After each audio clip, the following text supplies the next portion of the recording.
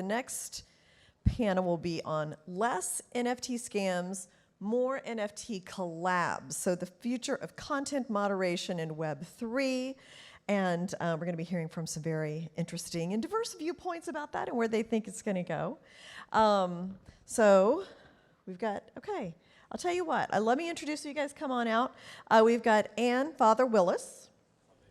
Well, not in this exact order. Andrey, Doronichev. Is that a little bit close? That was pretty good. All right, we have Coinbilly. James Curran, and Liat Karpel Gurwicz. Looking forward to it. It's pretty comfy. Hi, everyone. My name's Liat. I'm CMO at DeviantArt. I'm super excited to be moderating today's panel and talking about how we see less NFT scams, more collabs. So we definitely want to focus on the positive side of it and the collabs. But before we get there, I'm going to ask our lovely panelists to introduce themselves and maybe share their first NFT scam to kick us off. Should I start? Yeah. Awesome. What's up, guys? I'm Coinbilly, part of the Invisible Friends RCC team. Joined James over there back in October when he started his Slimwoods project. You know, sort of took lead on the community development, partnerships, all of that good stuff. Yeah, obviously leading a Discord. Everyone knows Discord and how they're so, you know, scam prone, and everyone that joins gets DMs and fake link sites. So Invisible Friends being such a hype project, there were so many scam links. And personally, I know a few people that the day of mint accidentally minted from the wrong site and didn't end up getting their NFT that they could have gotten. And thinking, like, knowing Invisible Friends and how that grew so quickly, it was such a shame to see that so many people got scammed like that. So, yeah, I'll pass it over to Andrey. Hey guys, I'm Andrey. I'm the CEO and founder of Optic. We do the AI engine that detects fake NFTs at scale across chains. And I guess my story comes from personal experience of trying to mint my first NFT ever. And my naive understanding of the technology at that time was, hey, if I upload this media file to Web3, it will be unique and nobody else can ever copy it or have the same version of it. So I minted this music track that I recorded that nobody else cared about except for one person. So I sent the link and said, look, this is just for you. That's your only version of this song. And she's a technical person. So half an hour later, she sends me an alternative link with the same file saying, well, this is your song now. I told you it's web, everything's copyable. And I was like, wow, it looks like some bit of infrastructure is missing here. So that's how we started Optic. Yeah, hey everyone, I'm Anne. I'm the VP of Special Projects at OpenSea, which really means I just focus on some of the more challenging issues we see in the space, including this one. I don't have a specific example, but what I would say is, as I started working on these issues, it's clear that this was something we knew we needed to do better on our site, and something that we knew was really part of a broader story of building trust with our users more generally. And so, frankly, what I'll talk about more today is a little bit of what we're doing there. But I think really my first maybe perception into some of the more challenging issues here around scams was really just how do we really empower our users to know what is the right information, to make sure that they're educated in the right way, and that onboarding is easy enough and they're sort of driven from a discoverability perspective to the right things on the site. And so you'll hear a little bit more about some of the work we're doing with folks on the stage as a result of that too. Yeah, I'm James. Yeah, I'm an artist behind my project Slimwoods, and then I started RCC to help other artists release their collections under our kind of umbrella collective. I haven't been scammed myself yet, luckily, but like Billy says, there's a big issue with kind of fake minting sites, which kind of get spread different ways on different platforms, but also with the RCC wallet on OpenSea, there's like hundreds of NFTs that get sent to that wallet, which kind of are fake versions of Invisible Friends or other NFTs, and then people will see that in our wallet and then ask us, is this the real collection? Have you minted already? What's happening? And they'll buy those fake NFTs from our wallet thinking they're legit. So that's a different angle of how things get scammed. So I'll share a scam that I experienced. So DeviantArt is an online art community. We have many, many creators.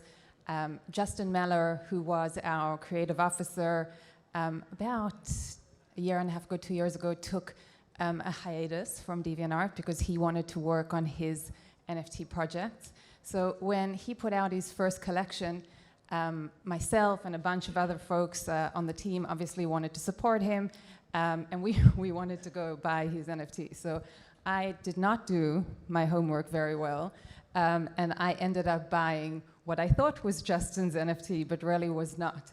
So I think that was a really eye-opening moment for all of us, and kind of experiencing that situation, both from the creators challenge and like how Justin was struggling with this and what it meant for him to deal with people who were scamming his collection.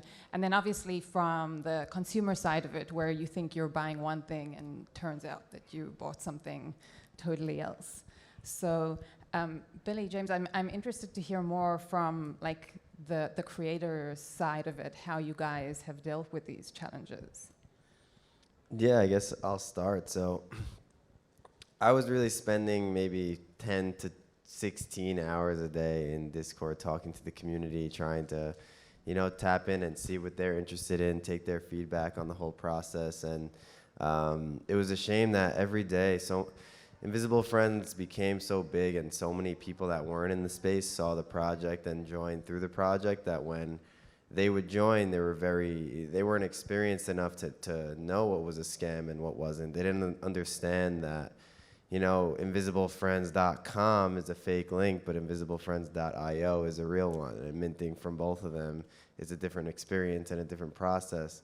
And every time we revealed new information about the mint, February 23rd, 5,000 pieces, 0.25 mint price, every time we revealed a new piece of information, these scammers had another piece of information to work with to scam these people.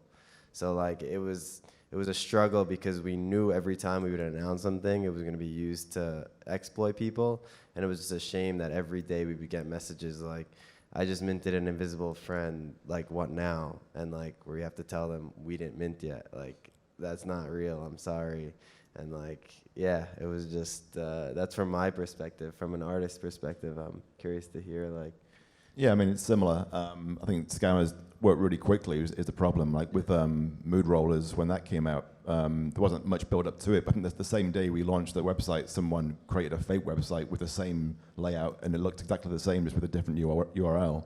And people could mint from that and get scammed. So it's like, there's not really any way we can stop people because there's so many different angles they come from. It's different fake minting sites, like DMs on Twitter, on Instagram, Discord scams. It's like we can't stop all of that. So the best way what we can do is just educate people to not trust anything apart from the links that we provided and just only mint from there. But people are so new to the space that it's hard to kind of teach that on day one. They'll come on Discord and get DMs immediately. So we can't kind of like stop that from happening until they've kind of read our kind of explanations of what the trusted sites are. But yeah, I mean, there's other issues too, like with Invisible Friends. There's a lot of fan art created for that in the lead up to the release, and then the scammers would use the fan art to create fake collections. So that wasn't even with our artwork, but people are still getting scammed because they're just kind of, I don't know, they want to get in there quick because they know there's this kind of like sort of deadline to get in there before things get sold out. So they kind of just panic and buy whatever they see quickly. So I think it's just people are going to need to make sure they look at things properly before they kind of mint or buy anything on secondary, before just to make sure it's the real thing. Yeah, and I actually just checked this morning. I checked your collection in our engine and to see how many copies you got yesterday. So as of this morning, yesterday Invisible Friends got copied 11 times across different chains, right? Every day. So, and we're seeing this across all the collections, like constantly. Yeah, and at its peak also, I remember speaking to the trust and safety team at OpenSea. It was thousands back in February a day that they had to run scripts to ban. And in our Discord, speaking about Discord and fake accounts, we've banned millions, like multiple millions of accounts that we caught either trying to scam people or have scammed people, which is a shame. But yeah, it's the amount of like it might just be one guy on his computer doing this, but it's these accounts that these guys make, and the amount of effort they go through to scam people is crazy. Yeah, so I mean, and you guys at OpenSea obviously work with so many artists, creators, collections, of the consumers as well. I know you guys have been working on a bunch of stuff to help with this. Maybe you can elaborate. Yeah, absolutely. Yeah, I'd start by just emphasizing, I do think this really is an ecosystem problem, and one that we're not going to solve unless we all start working together collaboratively on it. That's actually one thing that even in the title I think is nice. It's about how do we find a way to collab on these issues as well as fun projects, right? And so I think that's really baked into how we've thought about our own model of trust, which is we're obviously a large player in the space, and so we have a significant amount of responsibility, I think, to make sure that users who are new to the space or have been in the space for a while feel that they can trust what they do when they come to our site. But I also think there's a lot that we can do to set standards in the industry, to work with folks across the industry as well to make sure that there's a general level of expectation of what the norm is. And I think we're not there yet, right? Like there's a lot of sort of norm building that we need to do as an industry. On our side, particularly, there's a couple areas where we've tried to make really significant investments in the last, so I started 9 months ago, started before I did, but really in the last year to really focus on building more trust with creators, with our collectors, and with anyone who comes to the site.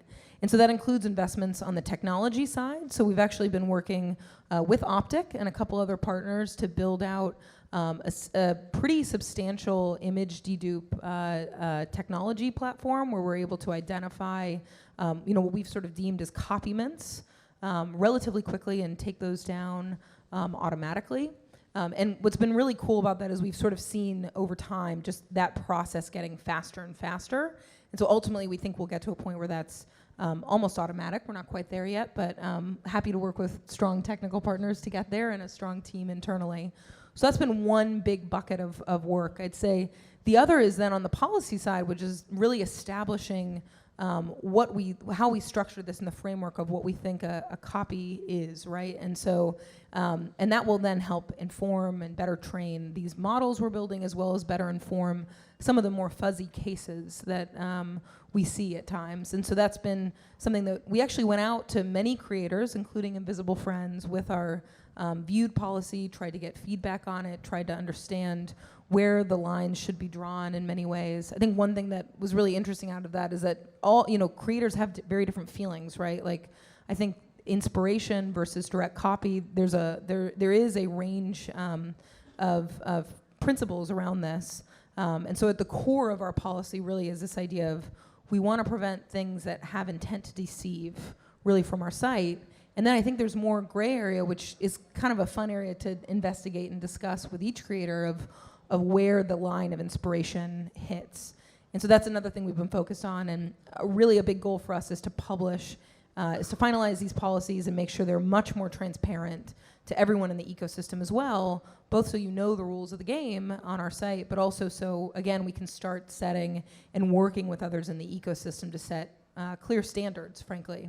And then the last thing I'd say is, in addition to those things, which I see almost as more, there's sort of like a carrot and stick mentality to this, right? Like, then there's a ton of carrots that we try to focus on as well. So one has been using things like discoverability and more specifically verified accounts and badge collections to really make sure that not only are we preventing the sort of most risky or the things that are most likely to scam users away from the site, but we're also finding ways really to elevate up what we think users are likely to want to look for. And so you may have seen this, we recently revamped our verified and badge collection system, bringing the application process in-app. We've gotten much faster. We've verified I think around thousands of accounts since then, collections, et cetera, all with this drive of making it really, frankly, easy to find the things that you want more effectively, to know what is real and drive around that sense of provenance.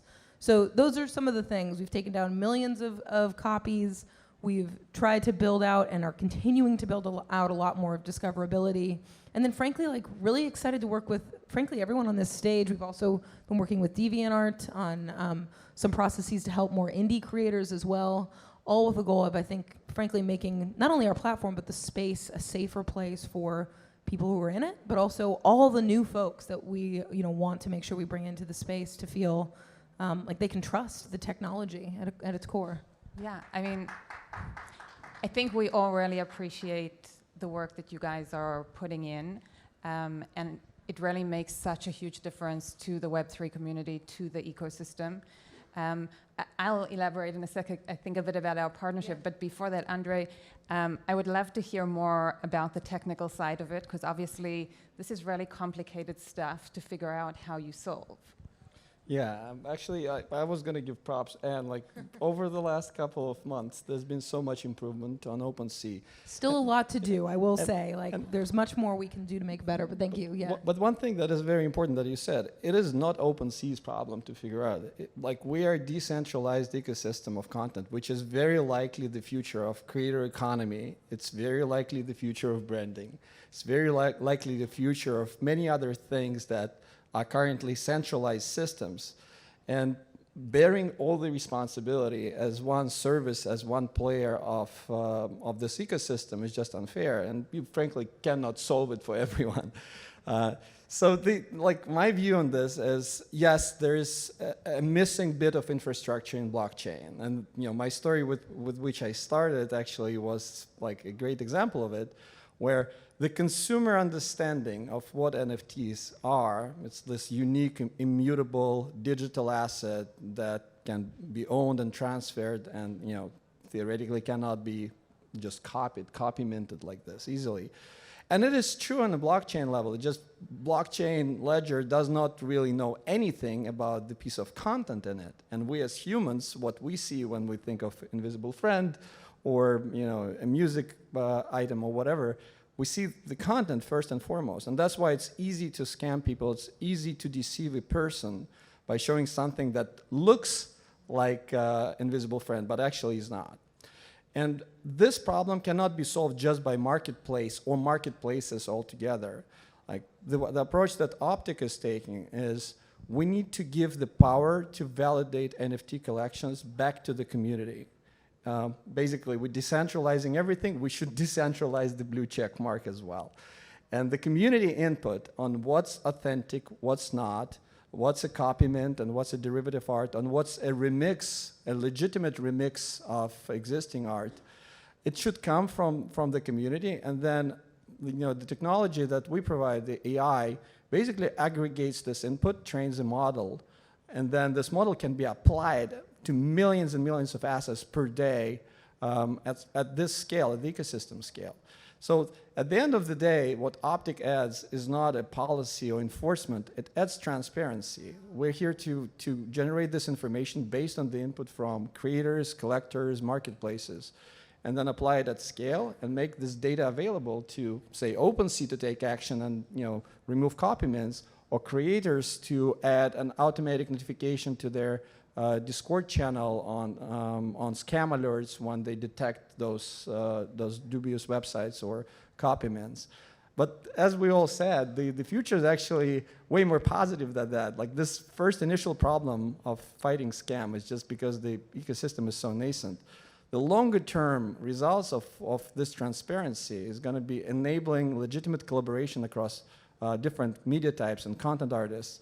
So you can get an invisible friend, I'm making this stuff up, but invisible friend with like Lady Gaga song in the background and maybe some characters from Disney or whatnot, like all together, mixed together, and the value being distributed fairly across those IP owners and creators and in a transparent way as blockchain normally does. So that's the vision of the future to which we are building. Yeah, I think that's really awesome. And I love where this has all been going in terms of the collaboration, right, at all levels. As Anne mentioned, we've been working with OpenSea to see how we solve the issue from our side. We have a lot of creators who obviously also suffer these issues in terms of their work being stolen and then sold off as NFTs by other people. But I agree. I think it's definitely something that no platform can solve on their own. We have to come together as an ecosystem. We have to figure out how we put out open standards and ways of collaborating for all of us to share what we know and help make it a better ecosystem. We actually just launched a Protect protocol. So it was established by DeviantArt, but it's an open protocol. I think similar to what Andrey is talking about, it's something that we hope that the ecosystem all use so that we all work together on this stuff. And I think also what OpenSea's been doing in terms of working with so many partners to figure out how you guys as really like big players in the space help lead the way here and work with everyone to improve the situation is really great. So I want to also hear from the creator side a bit about the collabs. Like I know we touched a little bit about inspiration versus maybe like the direct copyments. So let's move away from the direct copyments. But I think you guys shared with me some stories in terms of inspiration and fan art that can be challenging as well. And I'd like to hear how you think about that kind of collaboration. Yeah, I mean, me, Lucas, and Marcus, all the artists at RCC have already released courses before teaching people how to animate kind of in our styles. So we're happy to do that. We want people to learn from us, and it's kind of like, but the hope from that is that people will use our techniques to develop their own style and create something unique on their own. It isn't that we want them just to copy our work and release that and sell that themselves, but which people do. And I think there's a line there with it. I think the difference is really, it's kind of hard to say where the line is where it becomes a problem.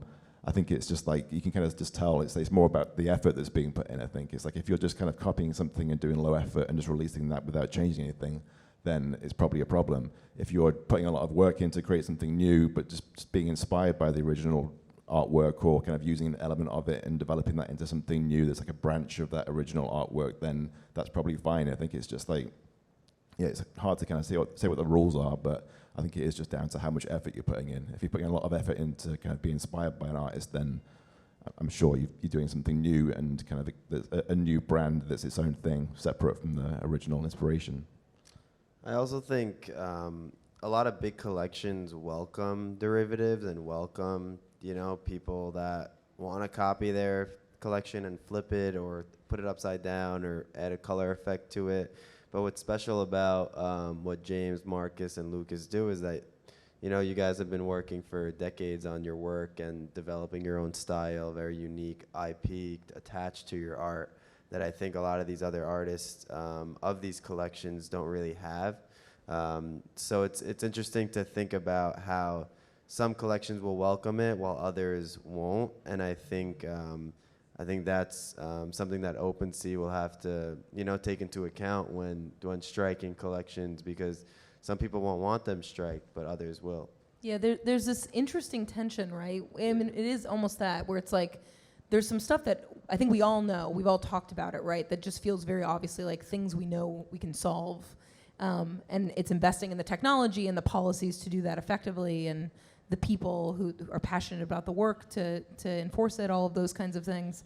Then there's this like interesting fuzzier area, right? Where I think, frankly, we really want to make sure creators are empowered to decide what makes sense for their collection. And so there obviously are some like legal processes to do that, but I think the more we can get into actually building out systems where we're more proactively empowering creators and identifying those ways where, like some creators may really be okay with variations of their projects, and we just want to make sure we're badging them, right? Versus other collections may not. And so I think this is an area that we'll like continue to investigate and work on for many years. Like, I don't think this is going to be a simple answer, but I think the thing that gives me a lot of optimism about it is, one, I think we've seen a lot of enthusiasm from creators to want to problem solve this together, and I think that will be really important both as we grow, both from big collections as well as small indie creators.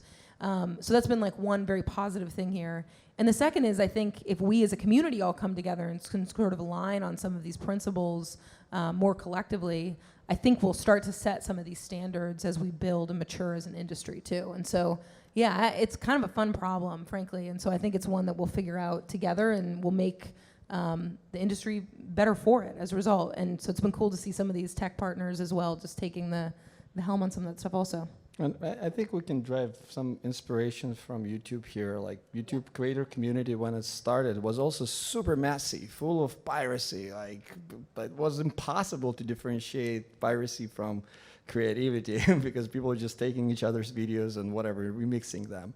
Over time, it naturally grew into this super collaborative space where it's, in many cases, a derivative of an original video can go viral and be more popular than the original, but then the content identification system allows to bring value back to the original creators. And so, imagine the future in which you upload anything to blockchain, but then all the people who helped you make this thing successful, knowingly or unknowingly, get rewarded fairly. Right? In this future, everyone will be motivated in each other's success. And that changes the perception from leading with fear and basically protecting your art and making sure enforcing policies and whatnot. And the discussion moves over to leading with generosity, where it's like, hey, here's my stuff. It's open source. Take it, remix it, and do something interesting with it. And I think I'm very inspired by HackTao, the project. If you haven't seen, it's a project called Remix Me, where the artists put out their art and basically asked the community to create NFT remixes, and then created remix of remixes. And I saw it in gallery in Chelsea yesterday. It's an incredible piece of art. I encourage everyone to take a look at it. And to me, this is the future to which we all will come once the plumbing required for it and the policies, plumbing, both technical and policy plumbing, is established. Well, what's cool about that, sorry, just to add, is because we're on an immutable ledger, there's actually a much easier way ultimately to see a graph of how these things, how you're gaining inspiration over time too. So exactly. There's a lot to build that out, right? But I think there's something really amazing about the data that we have in this space to actually build out and frankly educate users as we go along as well in doing it. So yeah, I think there's a lot of really cool innovation we'll see in this space, especially in the coming months and years, right? So thank you guys so much. I think this has been such an interesting panel, and I appreciate what all of you are doing. So we will wrap up, and on behalf of the panel, I think that what we're all asking for is working together, whether you're a platform, a creator, a consumer. Think about how you're giving back to the community and what you can do on your side to help drive better culture and better collaborations. Thank you so much. Yeah. Thank you so much. Thanks, Liat.